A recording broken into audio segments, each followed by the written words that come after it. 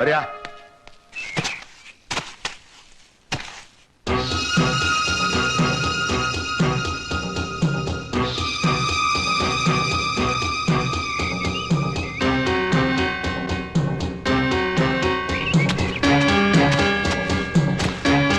അമ്മാവാ. ഓ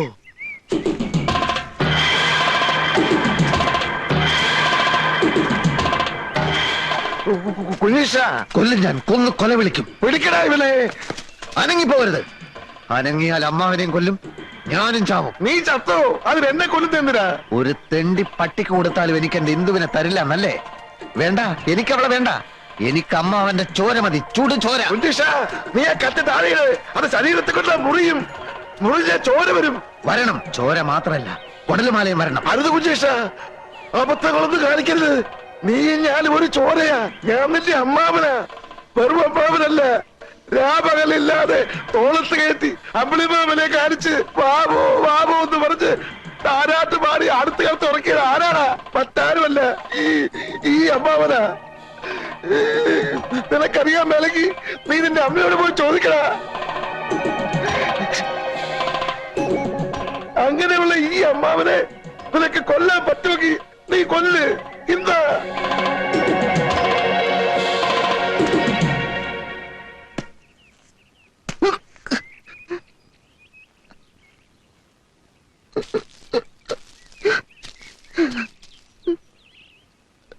ഈ കത്തി ഒന്നും വേണ്ട. കരയല്ലേ കുഞ്ഞീഷ? വാ വാ, അമ്മാവൻ പറയട്ടെ.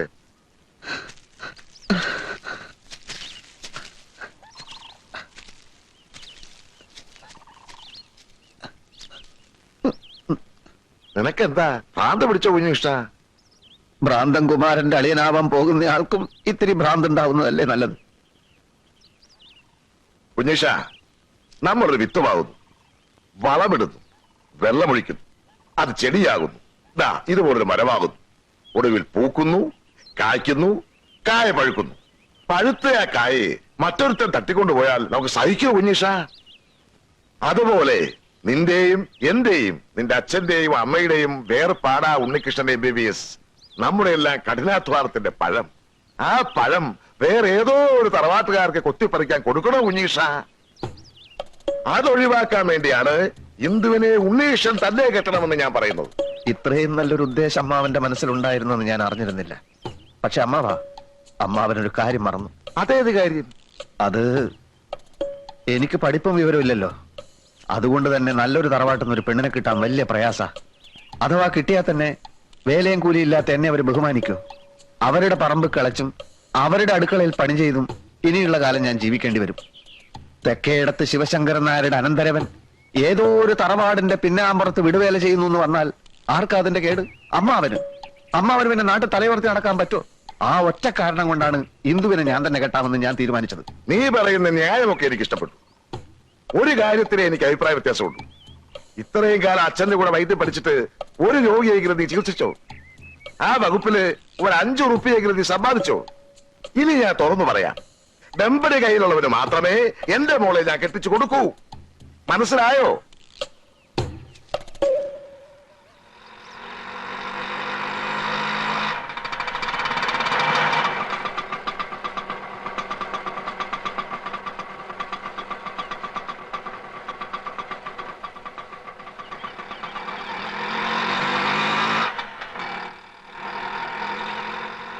ഇവിടെ ആരും ഇല്ലേ?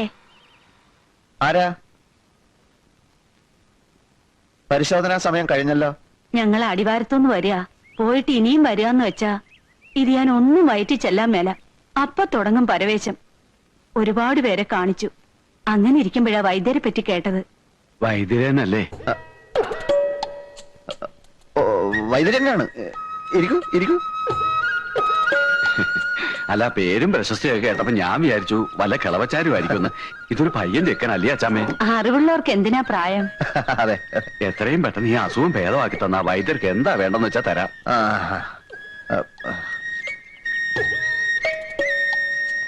നാക്ക് നോട്ടു.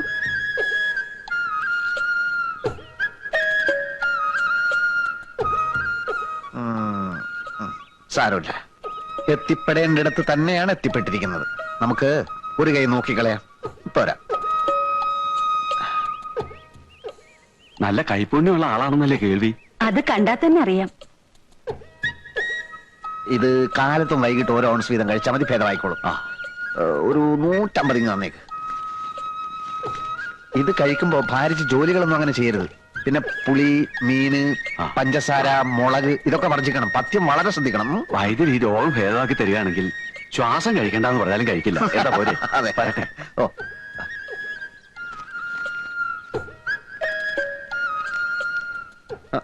അച്ഛനെ കാണാൻ വന്നവരാ പോയത്? അല്ലല്ലല്ല, മകനെ കാണാൻ വന്നവരാ.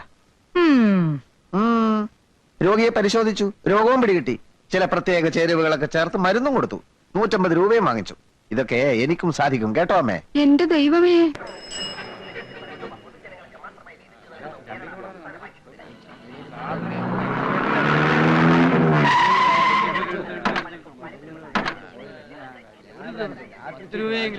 ഒന്നീ വന്നേ. മാധവമെതിരി വൈകിക്കാൻ വന്നോ?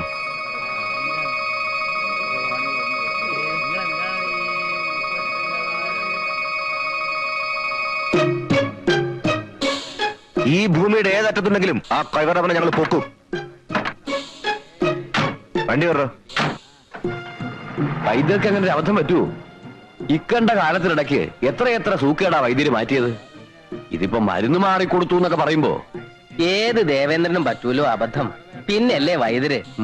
ഏതായാലും ആള് തട്ടിപ്പോയ സ്ഥിതിക്ക് വൈദ്യരുടെ കാര്യം പോക്കാം. എന്താ സംഭവം?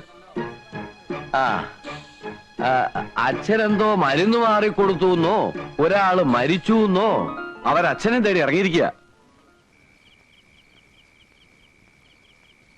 ഒന്ന് കിടക്കണുണ്ടോ?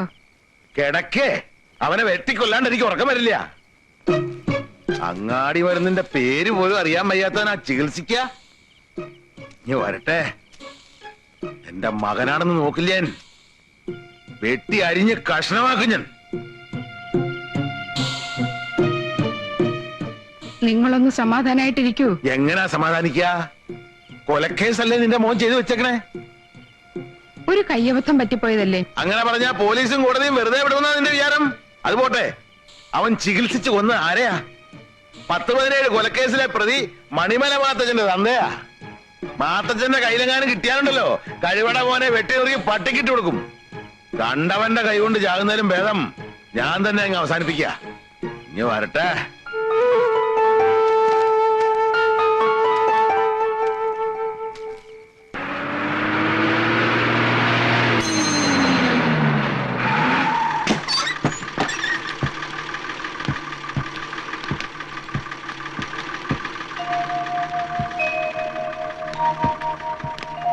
കുഞ്ഞികൃഷ്ണനെ കുറിച്ച് എന്തെങ്കിലും വിവരം കിട്ടിയോ ഇതിൽ? ഇല്ല, പോലീസിൽ പരാതി കൊടുത്തിട്ടുണ്ട്. പിന്നെ ഉണ്ണിയും പട്ടണത്തിലൊക്കെ അന്വേഷിക്കുന്നുണ്ട്. പത്രത്തില് കാണാനില്ല എന്നൊരു വാർത്ത കൊടുത്താൽ നന്നായിരിക്കും. ആ മാത്തച്ഛന്റെ ആൾക്കാർ തട്ടിക്കൊണ്ടുപോയതായിരിക്കും. അല്ലാതെ എവിടെ പോവാനാ? ആ കിളവൻ ചത്തിട്ടില്ലാത്ത സ്ഥിതിക്ക് മാത്തച്ഛനെ വിട്ടുകൂടെ? ഇടത്തെ കൈന്റെ സ്വാധീനം നഷ്ടപ്പെട്ടു എന്നല്ലാതെ പേടിച്ച പോലൊന്നും സംഭവിച്ചില്ലല്ലോ. ഇനിയിപ്പൊ കൈ കുഴഞ്ഞു പോയതിന്റെ പേരിൽ കുഞ്ഞീഷണെ അവരെന്തെങ്കിലും ചെയ്തു എന്നാണ് എന്റെ സംശയം.